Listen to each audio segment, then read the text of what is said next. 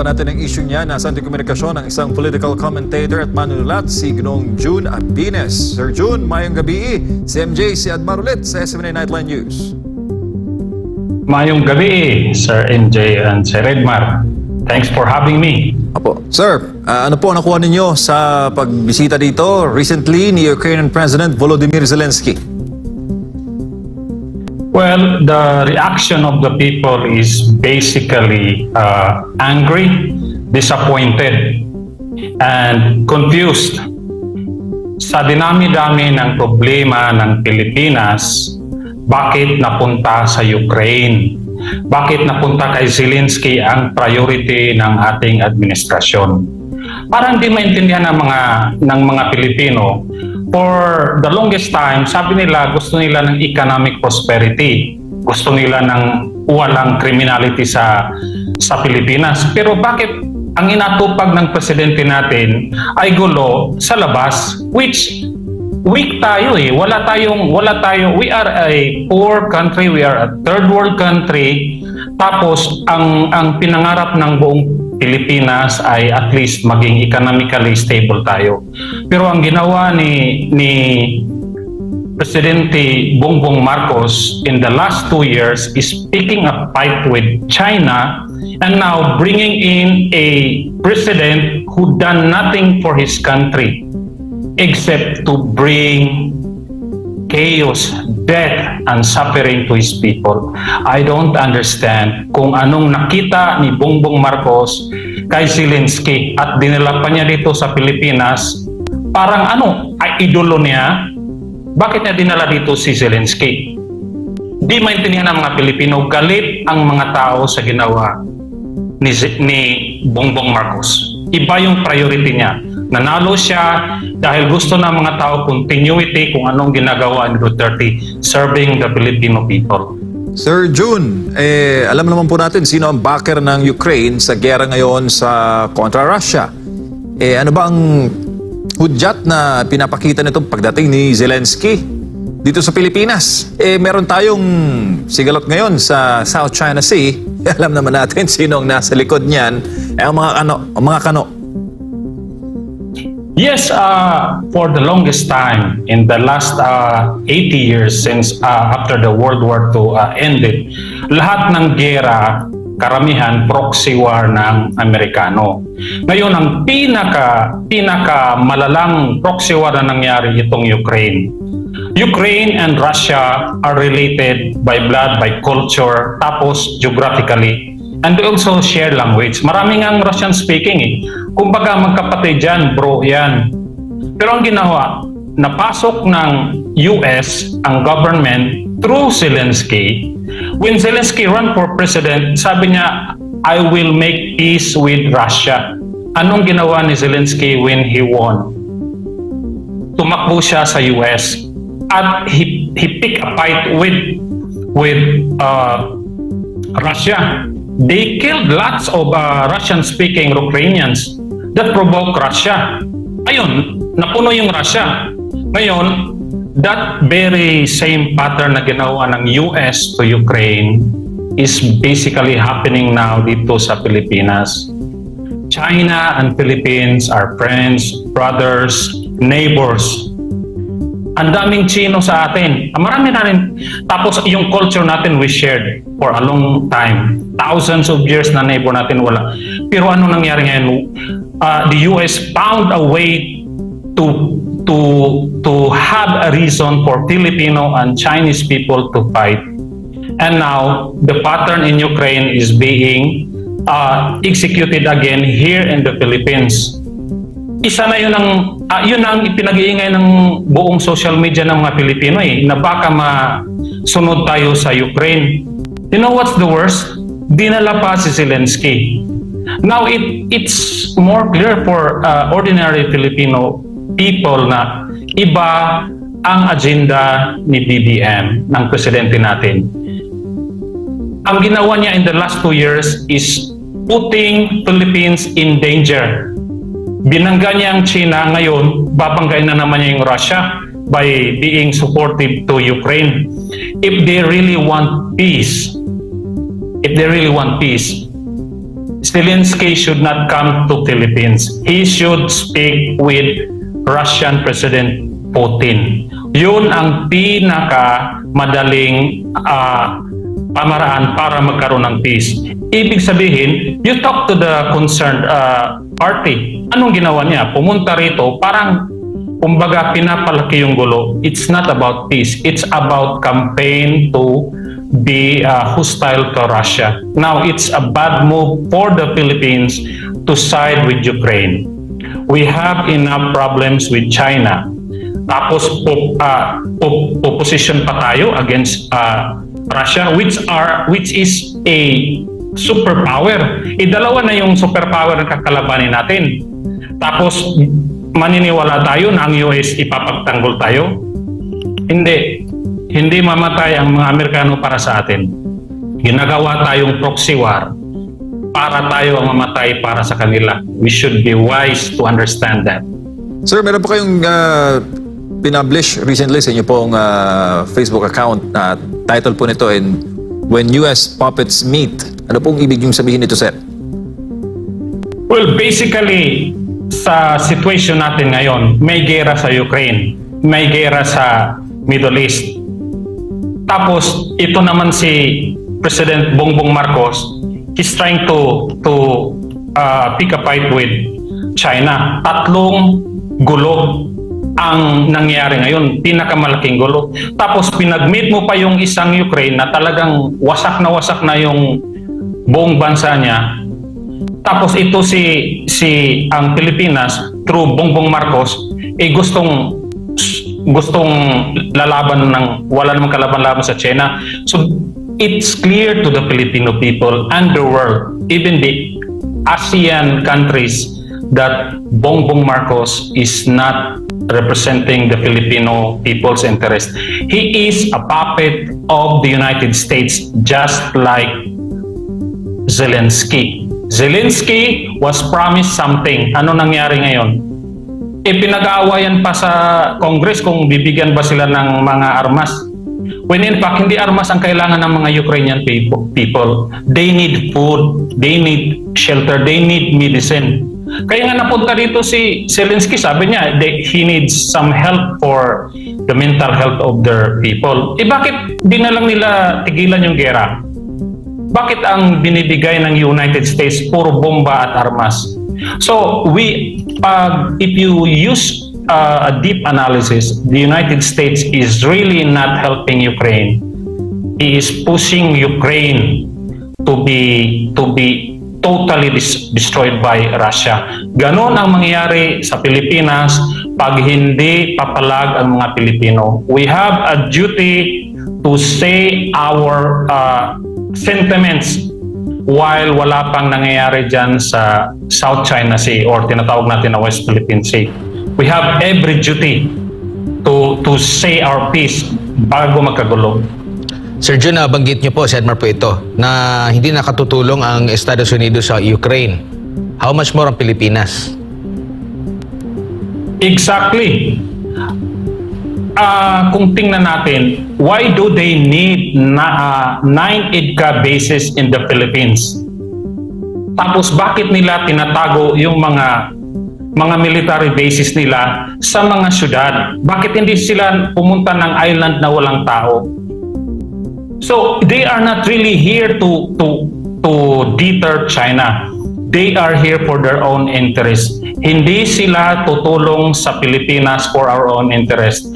If we go back to Ukraine, hindi natin mababasa sa mainstream media, but there are news from Russia, RT, Russia Today, that halos lahat ng lupa ng Ukraine ay nabinta na sa mga US company.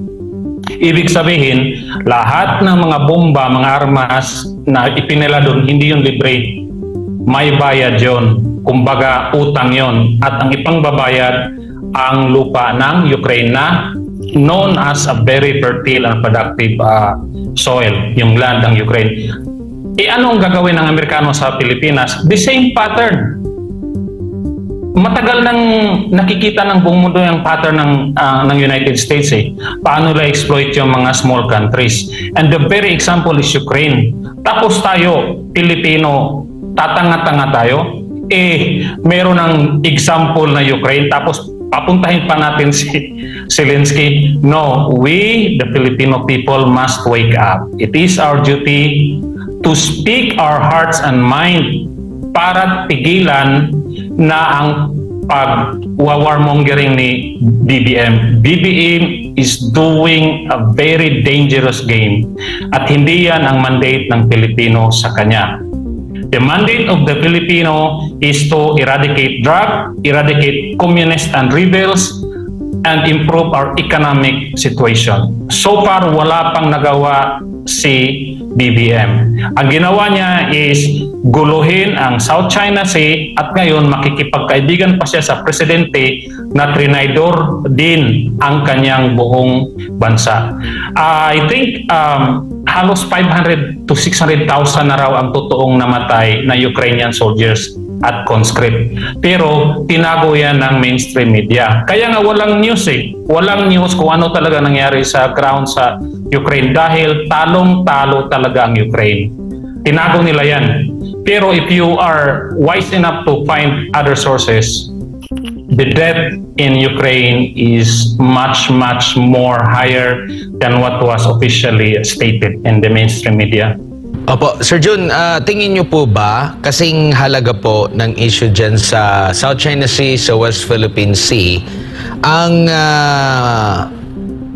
hamon o dinaranas na kahirapan ng ating mga kababayan dito sa mainland? Tingin mo, kumbaga, parang worth it ba na doon parang, or nakikita nyo ba na doon nakapokus yung ating pamahalaan at hindi na dito sa mainland na ang dami-dami pang mga problema at hamon na kinakaharap ng ating mga kababayan? That is exactly the point of the noise of the Filipino people. Ibig sabihin, that is a minor thing. During Duterte, the Filipino people were very happy. Meron tayong conflict sa China, but Duterte was able to set it aside by making peace. When you make peace, it doesn't mean you surrender your rights. It's just like, it's not your priority. The priority is to serve the interest of the Filipino people. Kaya sinet aside yun ni Duterte. Pero anong ginawa ni Bongbong Marcos? Wala siyang ginawang mabuti sa Pilipinas.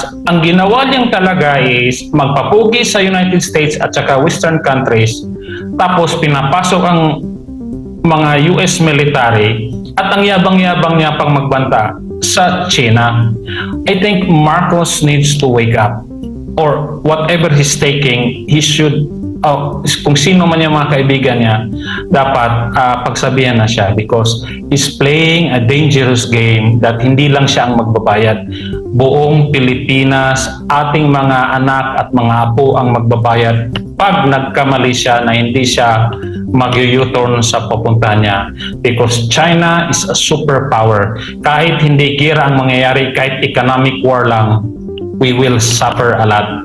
Sir Jun, sana matauhan si BBM. Sir Jun, kaya ba nating ipapanalo yung sa West Philippine Sea kung hindi pa nga natin napanalo yung mga kinakaharap na pagsubok dito sa mainland? Exactly. Ibig sabihin, when two countries fight for something, it will boil down who is the stronger in terms of economic and military might. Wala tayong kalaban-laban. Even the United States knows this, na hindi nila kaya ang China at the moment. China is a superpower, economic at military. Kaya nga nag-withdraw yung mga US submarine tsaka mga US ship dyan sa South China Sea. Umatras sila, ginamit na nila yung mga isla natin. Kasi talo na sila dyan sa West Philippine Sea. Wala silang kalaban-laban. I think there was a submarine that was sabi nila nabundo na banggaraw sa Sea Mountain, tapos yung nuclear sub-hunter nila. May nabasa ako sa China na news. It was hit by a torpedo of Chinese military. Pumasok sila sa area ng Hainan, but it was not published na the United States was humiliated Tapos ngayon, ito naman tayo ang pinapain. Kasi nga, napahiya na yung Amerikano dyan sa South China Sea. Ang problema sa ating mga Pilipino, lahat ng nabasa natin na news is pro-Western. We have a duty to know the truth sa China na side. Because whether we like it or not, China needs to be respected. If we see them as an enemy, we still have to respect and know what are their capabilities. Ang nangyari sa mga Pilipino, we disrespect China without even trying to know ano yung capability nila. Kaya maraming Pilipino ang nagre-research. I was very interested. Ano ba talagang barahan ng China?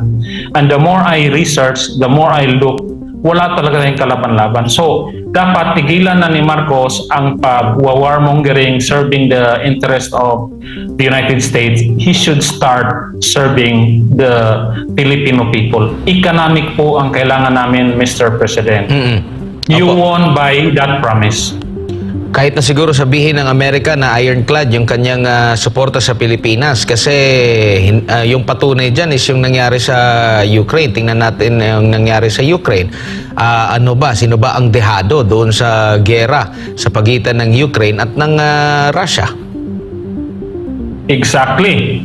Tapos, marami ng dokumento, declassified documents from the United States na talagang hindi sila committed to protect us. Kasi nga, hindi black and white na teritoryo natin ng Spratly Islands. Tama. Mismong si Henry Kissinger, sinabi niya, okay, we have an agreement.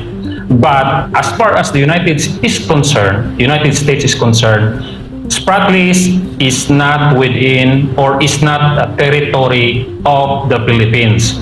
Yung agreement natin sa United States is when there is a direct attack from foreign forces to our territory. Ang tinatawag nga dyan, disputed territory yan, contested territory. Ibig sabihin, there was no direct attack. There was no invasion. Kaya alam na ng Amerikano niyan, inuuto lang niya si Presidente Marcos. At saka, nauto rin yung maraming Pilipino na tumitingin lang sa ibang side. Tayo mga Pilipino, sinasabi nila pro-China, pro-US. No, we should be pro-Filipino.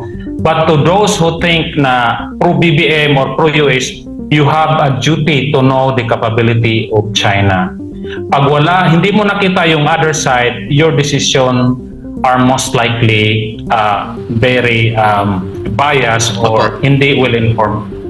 Sinabi naman po ni Pangulong Bongbong Marcos na hindi po siya nagbibigay ng serbisyo sa Estados Unidos o sa China kundi sa interes ng Pilipinas. Ramdam niyo po ba yun? President Marcos has a habit of saying one thing but doing the exact opposite.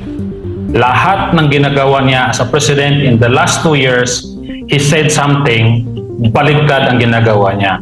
So, para sa karamihan ng Pilipino, puno na hindi na nakikinig sa kanya. Dahil ang sinasabi niya ay halos lip service lang. So, sa tingin ko, I think he's under the direction of the United States to do double talk. Kasi as we speak, mismo ang United States double talk din. They attack China, then they kiss China. They attack and kiss. Ayun, ganun din ginagawa ni BBM. Atake, kunyari, tapos maging friendly naman. But the worst thing is, yung United States, marami na silang economic na mga favor na nakuha sa China. Tayo, we are totally shut out. Tayo ang naiwan kasi ang China is producing very affordable and good technology na hindi na natin na makikinabangan. Kasi nga, kinakalaban natin sila. Well, yung US, ang dami nilang concession na nakukuha sa China. Panay ang punta ng mga leader nila sa China. Panay ang halik nila sa paan ng China just to have economic concessions. Yun ang talo tayo mga Pilipino. We are being used as a dagger by the United States to stop the back of the Chinese people. Yun ang ginawa ng US sa atin. Mismo yung dating security advisor ng kasalukuyang administrasyon, si Professor Clarita Carlos, ay nagbigay na rin ng payo even before pa, no? Nung pag-upo pa niya, na isa sa mga dapat pagtuunan ng pansin ng ating pamahalaan ay low politics. Kasi hindi nga naman masire-resolve yan soonest yung issue na yan dyan sa South China Sea, West Philippine Sea. Pag sinabi mong low politics, balik tayo doon sa mas tagos, mas ramdam ng taong bayan ang mga programa like economic policy and social policy. Yes, tama ang sinabi ni Professor Carlos.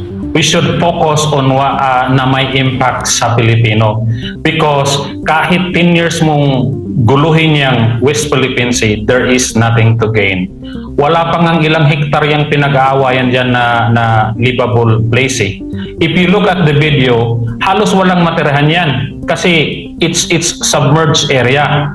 Kaya there is no economic gain in it except maybe the gas or the minerals that's inside.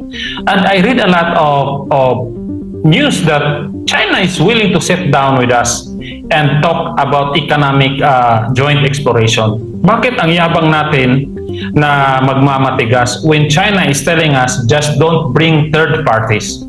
When China is saying third parties, huwag ka na mag-drag huwag mo nang hilahin ng United States kasi alam na ng buong mundo that United States is always doing something for themselves, not for the weak countries. I think 99.9% ng Pilipino alam yan eh. Kaso, naisahan lang talaga tayo ng taong sinungaling, ng taong mambubudol at napunta pa sa highest position of the land. That is our dilemma. Sir, sa tingin po ninyo, pag hindi po nagkaroon ng calibration, mapapatawad kaya ng taong bayan ang kasalukuyang namumuno ngayon pag oras na humantong tayo sa kinatatakutan nating digmaan sa West Philippine Sea? Actually, even at this moment, hindi na siya mapapatawad ng Pilipino. Tama na yung niloko niyang Pilipino.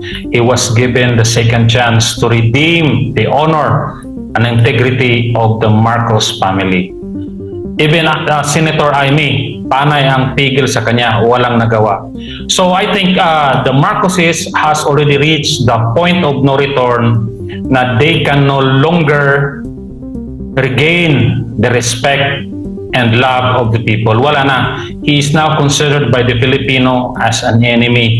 Ang pinoproblema lang ng mga Pilipino ngayon is how to minimize the impact of this foolishness and stupidity to accept as a puppet of the United States. Malinaw sa mata ng mga Pilipino.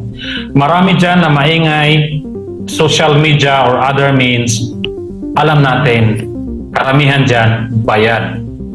Kasi nga, hindi naman yan dati, karamihan na sumusuporta sa kanila, kalaban niya yan eh. Ang dami dyan na dating pumipigil kay Marcos na maging presidente, kayong supporter niya because he's giving them favor. Pero karamihan ng mga Pilipino hindi nababayaran. Kaya wala na. The Marcos brand is already a destroyed brand. At kung papatawad lang ang pag-usapan, wala na. It's beyond that point. Ang ano na lang is how to remove him. Tapos, let's see what happened to their family as far as Filipino are concerned. Baka hindi na mananalo yan kahit sa Ilocos, kahit sa norte ng Luzon. Because talagang sirang-sira na. Ang daming Ilocano, galit na galit sa kanya. Sir Jun, dito po sa mga nangyayari po ng mga maisog peace rallies, do you think flashpoint na sa movement ng maisog yung pagpunta dito ni President Zelensky at makadaragdag po yan sa rallying point ng mga Pilipino na magkaisa, pag-isahin yung voice of dissent para po ipahayag ang pagtutol sa mga pulisiya ng kasalukuyang pamahalaan?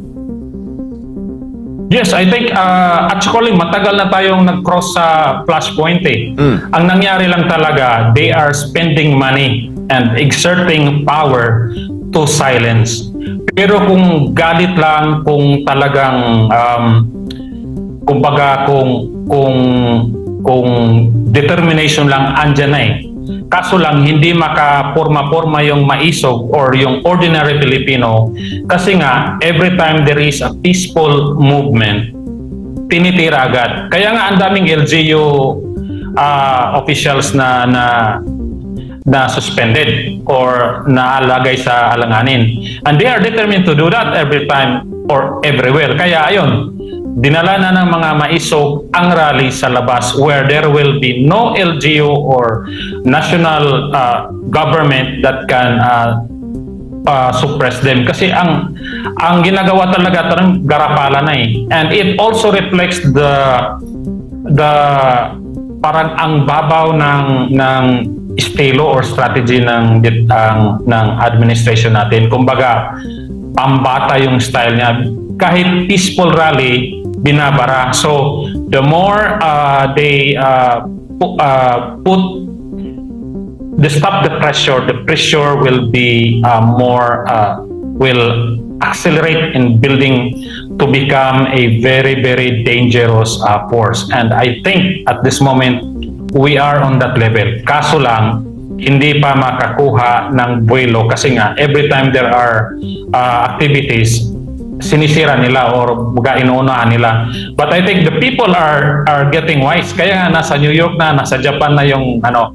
So, kung sa local na pigilan nila, sige, worldwide tayo and we have 10 million more or maybe 15 million OFWs that can speak their minds at wala silang mga LGU na magdadala ng truck para harangin yung mga peaceful rally nila.